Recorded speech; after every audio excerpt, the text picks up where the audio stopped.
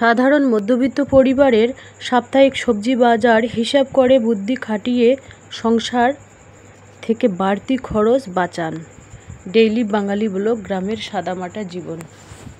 তো নতুন দিনে নতুন আরেকটি ব্লগ ভিডিও নিয়ে হাজির আমি আপনাদের মাঝে সাভানা, ভারতের ছোট্ট একটা গ্রাম শীতলকুচি জেলা থেকে বলছি। তো welcome back to my channel. আসসালামু আলাইকুম। তোমরা সবাই কেমন আছো?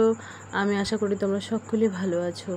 আলহামদুলিল্লাহ আমিও ভালো আছি, আর আমার পরিবার পরিজনদের নিয়ে আলহামদুলিল্লাহ আমি ভালোই আছি।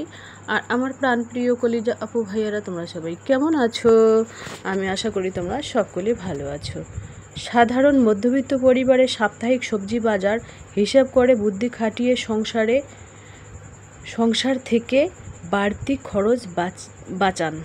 তো সেই ব্লগটাই তোমাদের কাছে শেয়ার করব। ডেইলি বাঙালি ব্লগ আর গ্রামের সাদামাটা জীবন বলতে পারো।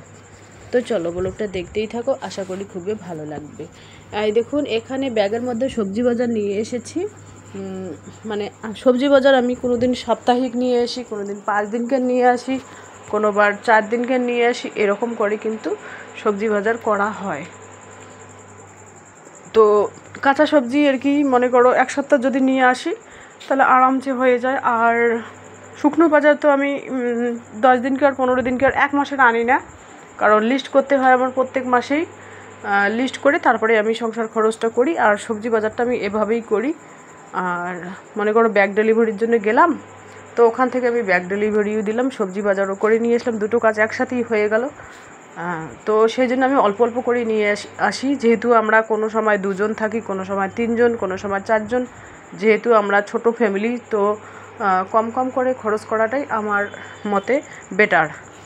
কারণ অপচয় জিনিসটা আমি পছন্দ করি না, যে 10 কিলো কাঁচা সবজি নিয়ে আসলাম, 5 কেজি নষ্ট হয়ে গেল, এটা কিন্তু আমার দ্বারা হবে না। আমার দ্বারা যতটুকুই সম্ভব ততটুকুই আমি করি।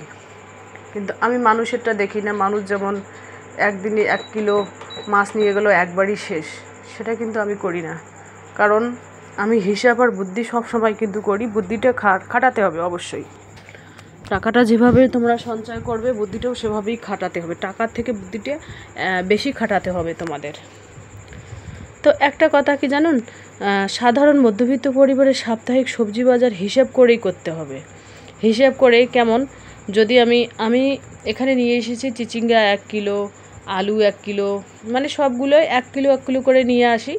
মানে যেটা খেতে মন চাইবি। যদি বেগুন নিয়ে আসি তো 1 কেজি, তো 2 কেজি 3 কেজি ওইগুলো আমি নিয়ে আসি না। তো বাড়িরও যেহেতু সবজিপাতি থাকে, ওইগুলো মিশাল টিশাল দিয়ে রান্না করা হয়, একবেলা চলে যায় আরামসে। যেমন দুধ কচুর ডাঁটি আছে বাড়িতে, আর মাঝে মাঝে চাল কুমড়ো হয়, পুঁই পাতাও খাই মাঝে মাঝে, আমার ছাদ বাগানের ভেন্ডিও খাই। তো সেই কারণে আর কি আমি বেশি সবজি বাজার করি না। আর আমি লাউয়ের চারা রোপণ করেছি। রোপণ করার পর লাউ চারা কীভাবে রোপণ করেছি জানো? বুদ্ধিটা তো খাটাতে হবে। টাকা বাঁচাতে গেলে বুদ্ধিটা অন্তত খাটাতে হবে। বুদ্ধি না খাটালে কিন্তু 10 টাকাও সেভ করা সম্ভব না আগামীতে। যেমন আমি লাউয়ের গাছ রোপণ করেছি কি দিয়ে জানো?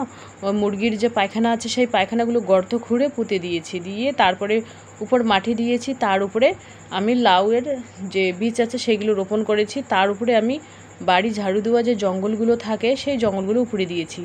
জঙ্গলগুলো এই কারণে উপরে দিয়েছি যাতে বৃষ্টি আসলে জঙ্গলের উপর দিয়েই ঝড় তুফান চলে যায়। আর খালি মাটি থাকলে তো ধুয়ে যাবে, তখন বিচিগুলো বের হয়ে যাবে। একটু তো বুদ্ধি থাকতেই হবে, তাই না?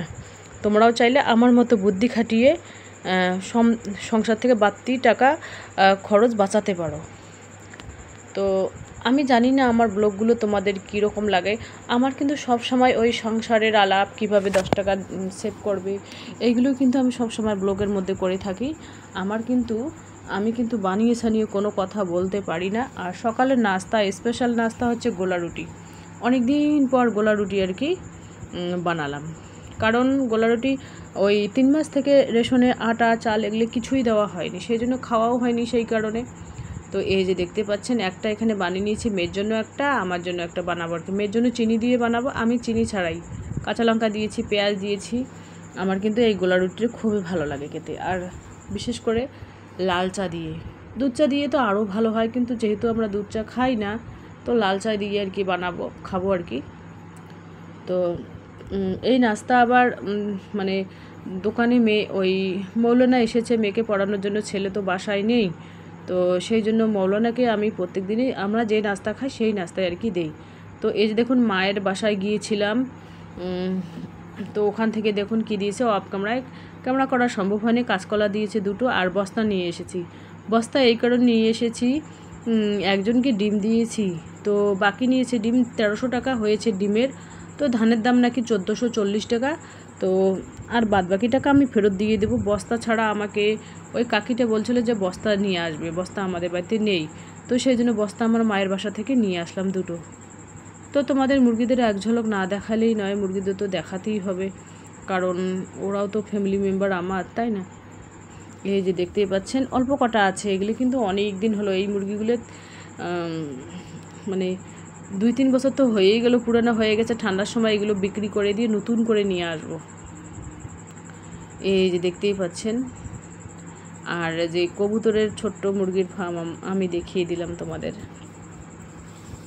আর এই যে দেখুন পুঁই গাছ, এখানে পুঁই গাছ হয়েছে আর ভেন্ডির গাছও হয়েছে, যে ভেন্ডি এখান থেকে ভেন্ডি 2-3টে করে ছিঁড়ে নিয়ে আমি ভাতের মধ্যে দেই, সিদ্ধ হয়ে যায়, তখন ওখান থেকে বার করে আমি ভর্তা বানিয়ে খাই, খুব সুন্দর লাগে টেস্ট। বাড়ির ভেন্ডি বলে কথা, বাড়ির জিনিসের টেস্টই আলাদা, সার টার কিচ্ছু নেই, আমি কিন্তু সার টার কিচ্ছুই দিই না। আর চিচিঙ্গা গাছটা কুচকে গেছে, চাল কুমড়োটা কুচকে গেছে, মাটিটা অন্যরকম ছিল, এখন নতুন মাটি বাড়িতে কেটেছি, তখন নতুন মাটিতে সবজি ভালোই হওয়া কথা আর কি। তো তোমাদের আমি বলছি একটা কথা, তোমরাও চাইলে আমার মতো কিন্তু সেভিং করতে পারো, কিছু না কিছু সেভিং করতে পারো, যাতে আগামীতে কারো কাছে হাত পাততে না হয়, হাজব্যান্ডের কাছে, ছেলের কাছে, মেয়ের কাছে, কারো কাছে হাত পাততে না হয়, নিজে স্বাবলম্বী হওয়ার চেষ্টা করো। আমি যে বলবো যে হ্যাঁ আমার কাছে 1000 টাকা আছে, 1000 টাকা উড়িয়ে দেবো, দোকানে গেলাম শাড়ি ঝোলানো আছে, ভালো ভালো কোয়ালিটির কুর্তি ঝোলানো আছে, ওইগুলো দেখেই মন মানলো না, নিয়ে ফেললাম হুটহাট করে। খরচ করাটা 1 নম্বর আমাদের বন্ধ করতে হবে, তারপরে আমরা কিন্তু মানে কিছু হলেও সঞ্চয় করতে পারবো। তো এই যে দেখুন এখানে মাছ আছে, মাছ রাখা আছে, দেখা যাক কী কী রান্না করতে পারি। চাল কুমড়ো এখানে কেটে নিই, মানে এক ফালি আছে, আর ঘরটা এই সুযোগে রান্না করতে করতে ঘরটাও এই সুযোগে একটু মুছে নিচ্ছি, কারণ আমি যখন যেভাবে যে পরিস্থিতিতে কাজ করি ততটুকুই দেখানোর চেষ্টা করি, কারণ কোনো দিন রান্নার সময় এটা ওটা কাজ করি, কোনো সময় রান্নার শেষে করি, কোনো সময় রান্নার আগে করি, আমার কোনো কাজের কিন্তু ঠিক নেই, সবারই কিন্তু কাজ একই, কিন্তু কাজের ধরন সবারই আলাদা থাকে। তো এভাবে রুমটা যদি মোছামুছি হয়, কারণ প্রত্যেক দিনই এই রুমটার উপর ধকল যায়, এই রুমের মধ্যে খাওয়া দাওয়া রান্না মেহমান যা, এই রুমের মধ্যেই কিন্তু ধকলটা চলে যায়, তো একবার হলেও কিন্তু আমি এই রুমটা মোছামুছি করি। আর ঝাড়ু দেওয়া তো কয়বার যে ঝাড়ু দেওয়া হয়ে যায়, কারণ 3 বেলা তো খেতে হয়, 3 বেলা ঝাড়ু দিতে হয়, সকালে বাসি ঘর ঝাড়ু দিতে হয়, 4 বেলা হয়ে গেল, তো এরকম 4 বেলা 3 বেলা 4 বেলা আরামসে 5 বেলাও হয় কোনো দিন। আর মোছামুছি এই ছোট্ট বারান্দাটা আমি একটু মুছে নিচ্ছি, আর একদিন তোমাদের বারান্দাটা পরিষ্কার করে তোমাদের কাছে শেয়ার করব, কারণ বারান্দার নিচে আলুগুলো পচে গেছে, ওইগুলো ফেলাই দিতে হবে। 1 নম্বর 2 নম্বর যে উপরে একটা ব্রেঞ্চ আছে ওখানে বা মানে ওখানে খড়ি আছে কিছু, ওইগুলো একটু পরিষ্কার করতে হবে।